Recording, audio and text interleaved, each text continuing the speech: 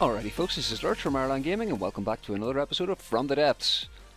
I've been playing around with cannons again, and shock horror, I wanted to take a bit of a break from the whole coastal defense thing. I'm going to get back to that though. I've got so many ideas and you guys have made some really awesome suggestions about it. Now, there was a really interesting patch that dropped on Sunday, and you might notice something a little bit different about the platform. It's an awful lot tidier, isn't it? Where did all the shell customizer parts go? Well, a very exciting change. Ammo inputs are gone. Sorry, ammo output feeders specifically.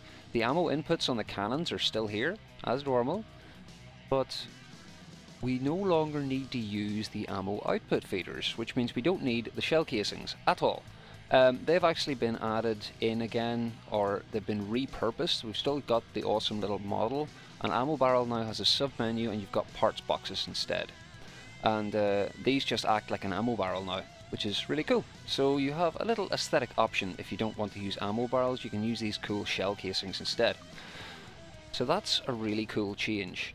What else happened? Yeah, we've got the reactive armor. I have literally not got playing with that yet. I haven't even placed a block of it. Let's just look at it quickly here. This is literally the first time I'm looking at it.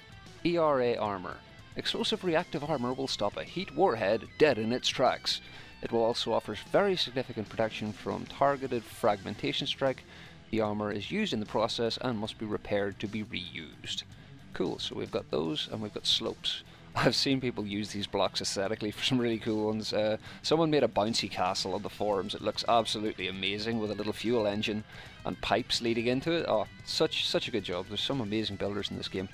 But yeah, basically what these do is they're like a counter for heat warheads or heat shells, and they're also a counter for frags. They'll literally delete the frags if like the armor gets hit by a fragmentation warhead or fragmentation shell.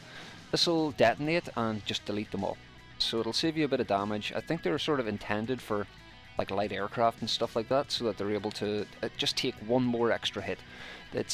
They're quite expensive, so it's kind of impractical to think about completely lining the hull of your ship with them. That might be a little bit overkill, but they're still being balanced. We'll see how it goes. Anyway, the reason I have brought you here today, or, well, the reason I want to cover is for that cannon there. I've discovered something very interesting. There are a few other things. This is an absolutely awful cannon. Never ever build it. It is completely rubbish. Just saying. It's like a 330mm 3 firing pin, and it's only got one 2-meter autoloader each. Those coolers, not necessary. Such a rubbish cannon. Does a lot of bang for its buck. It can fire up to like 3 block shells at that, but yeah, not very good.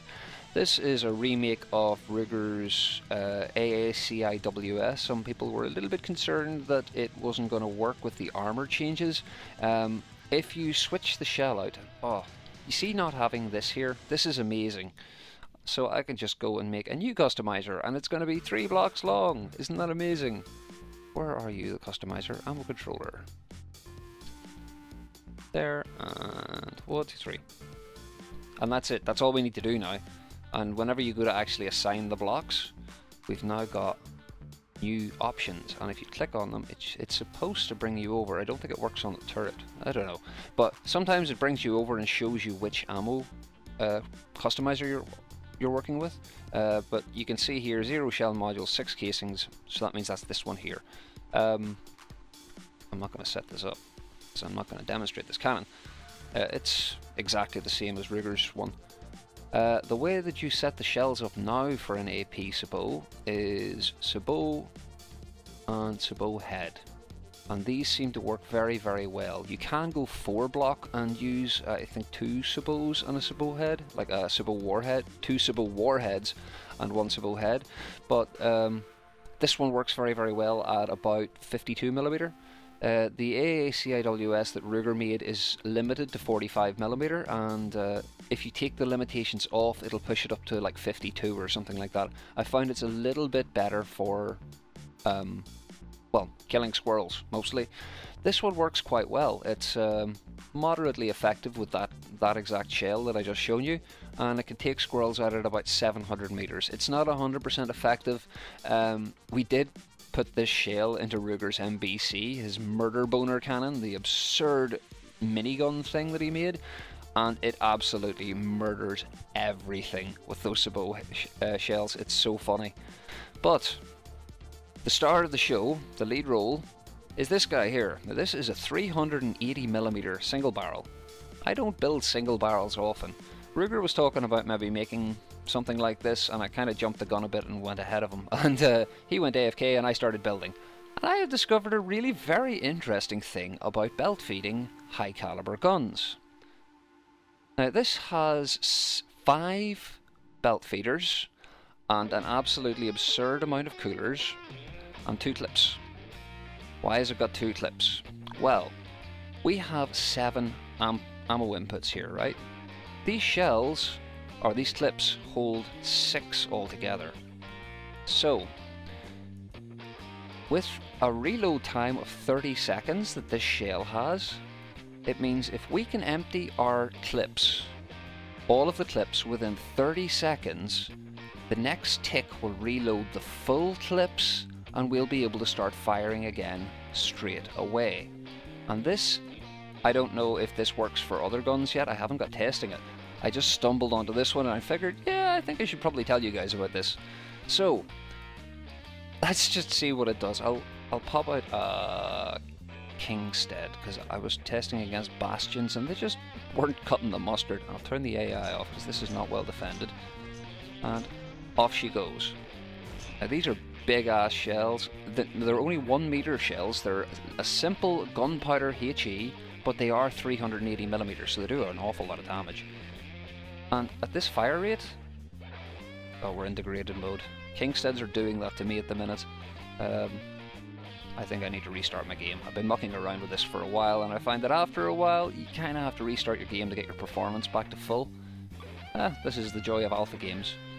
But you can see it's making a fairly reasonable dent into that hull. I mean, it's a Kingstead, guys. That's 2 meters of metal armor, and this is firing high explosive shells that are pretty heavily nerfed against it.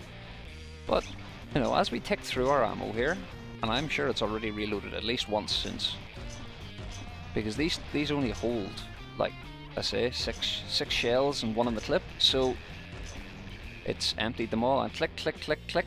There we go, fully reloaded again, and off she goes, firing again, straight away. So that's a very interesting way of making a super compact, devastating high caliber cannon.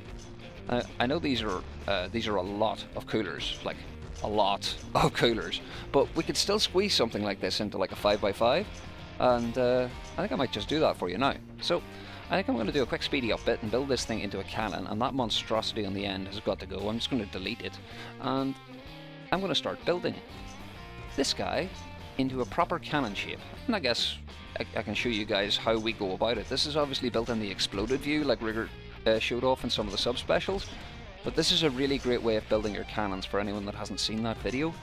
You can extend just 6-way connectors off the side, build all your clips out, add all your auto loaders, and that way it's really easy for taking bits on and off, and you can customize it and tweak it to be exactly the way you want it, and then you build it in the turret. There you go, that's a Kingstead. This cannon on its own just killed a Kingstead in the time we were talking there.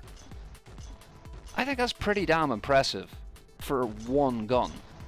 So let's get on. We'll do a quick speedy up bit and put this thing into a proper turret for you guys.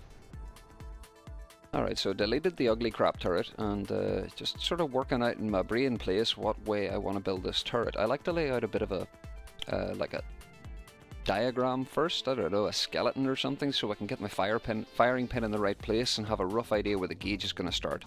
I want the auto loaders to go down the middle here, so that they come out to here, so it'll be, each one is 4x3x1, and we want 5 of them, so they'll fit into this space here, and it'll give us this space above for snaky room and for dampers. So, well, let's get started.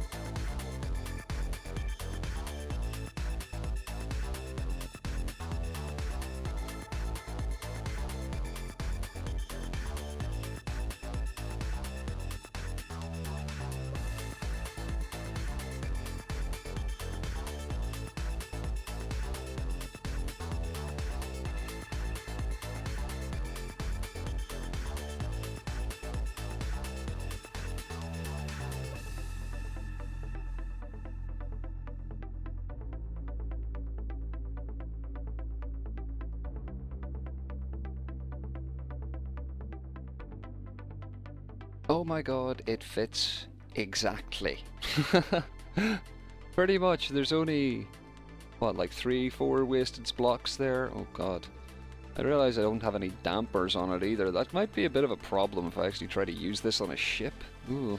Okay, I can squeeze one in here at least. Let's forgo symmetry. Screw symmetry. I've been learning to slowly wean myself off it.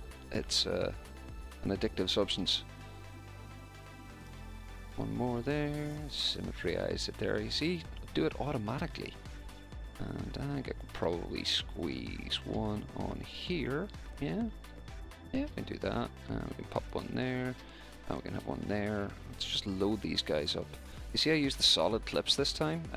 I actually really like using the standard ones for testing because you can see what's in your clips and all that, and it's really cool. And having these solid ones are great for like a production line model where you're sticking it on a prefab. It's going to be in a ship. You don't need to keep an eye on the inputs all the time. So yeah, it's a really cool idea to have these there as well. They're also slightly tougher, which is always a good bonus. I think we're going to need the UI on here to see what's going on. Recoil force 67,000. Okay, that's going to need some work. Yeah, that can be done. We can squeeze some stuff in here, there, and everywhere. It'll require a little bit of gauge snaking, changing about. But yeah, getting the gauges in there shouldn't be much of a problem. Would need to find space for about 8 more of these. I think it might have to be a bit taller. But anyway, it can stay like this for now. It's absurdly unfeasible to use as a cannon at the minute, but you know, if you have it on, well, a coastal defense platform. Now this has been happening recently. If I've had my game running for a long time and I leave build mode, it messes everything up. You get a big long stutter. Anyway, let's test this guy out and see if he works okay. You are loading, right? You have shells racked? Do have shells racked. Let us get another... Let's get a bulwark this time. They're a little bit bigger. Where are you, son? Oh wait, hang on. Bulwarks put me straight into degraded mode. So let's go with a couple of wardens instead. Framey frames. Let's just turn their AI off. So we haven't got much defenses here. And turn this off so we got some pretty explosions. Oh, when did they get healing tentacles? Oh, I picked wardens, not... I normally do bastions. And we're in degraded mode. Yay! Oh, these guys are douche nuggets. That's really annoying. No, stop repairing each other. We will go with bastions. Okay, 2 of these. Just so we can see this thing in action. Well, it's literally the same as the other turret. It's just built into a teeny tiny little box that will rotate nicely inside a 5x5 square. Cube. Oh, there he is, shooting this guy. So yeah, this is a very, very interesting way to make high gauge cannons extremely feasible. I know they're basically made entirely of coolers, but yeah, this is a mechanic that I may very well potentially be exploiting in the future, because this seems to be brilliant for something like a main ship battle cannon. Can you imagine putting 3 of them into one turret? Oh my. How very silly. I found whenever I was fiddling about with this, just if you do want to try this yourself, it seems to pay off having a couple more autoloaders. If you just go with one, you need quite a lot of coolers still. So you'd need like up to here in coolers, but adding like the third, fourth, or the second, third, fourth, and fifth loaders, you need sort of like less and less coolers to meet the sort of 30-second reload time.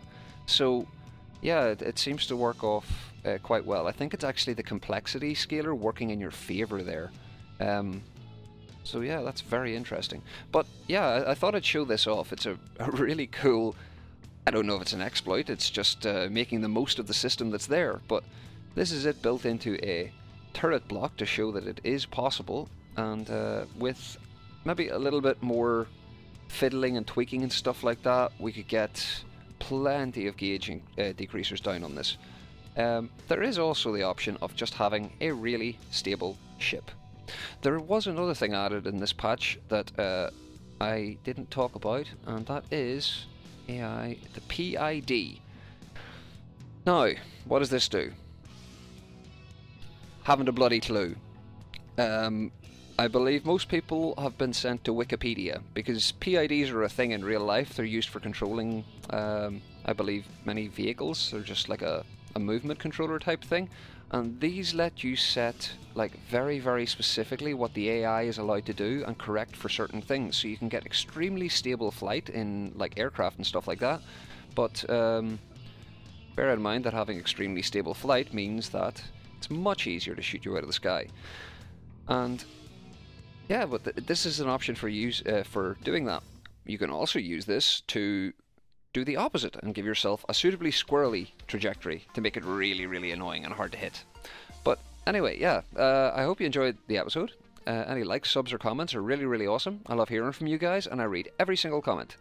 As always, take it handy, and have a bloody good day.